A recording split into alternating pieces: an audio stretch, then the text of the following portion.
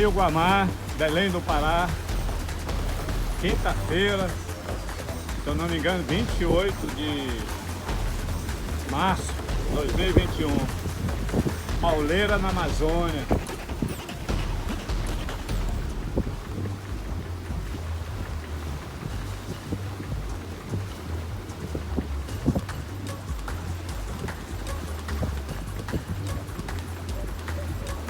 O pedal está unhado, 40 metros de cabo de corrente, na maré baixa 2,70, na maré cheia mais 3,5, mais 5, 6 metros, 6 e pouco.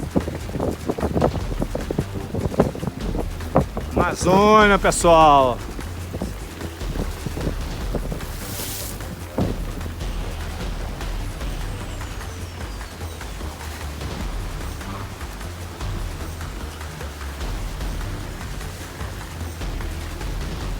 Mostra a tempestade aí que está se batendo aqui, ó. Luta! Jesus!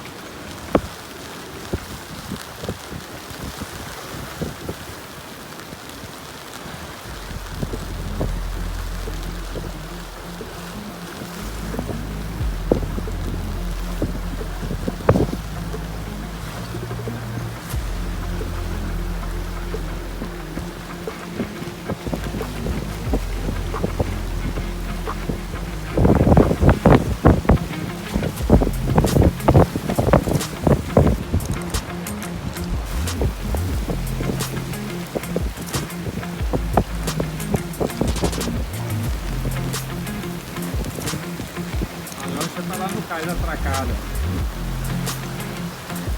Proteção de pneu lá tá segurando a onda.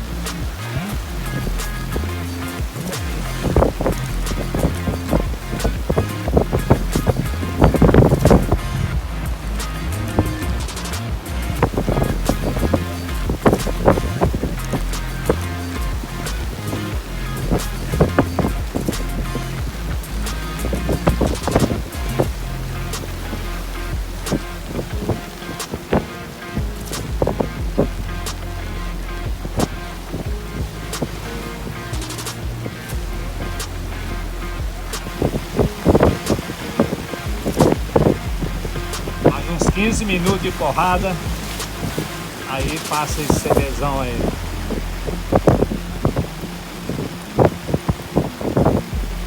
É isso aí, pessoal, veleiro pedalinho na Amazônia, na reta final, se preparando, consertando a máquina para poder voltar para o mar. Nos acompanhe, compartilhe para que o maior número de pessoas nos acompanhe aí nessa jornada pela costa do Brasil agora. E aquele mega like se tiver gostado dessa porranca. Forte abraço!